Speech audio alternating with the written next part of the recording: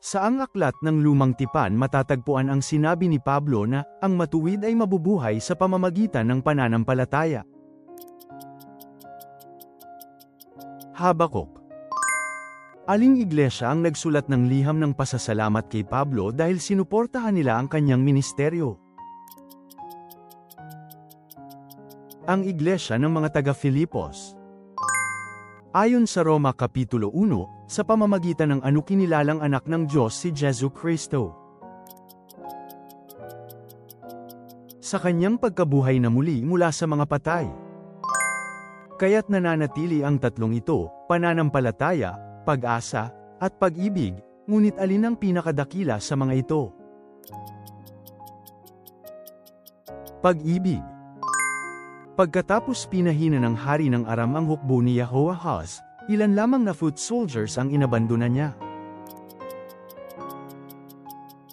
10,000.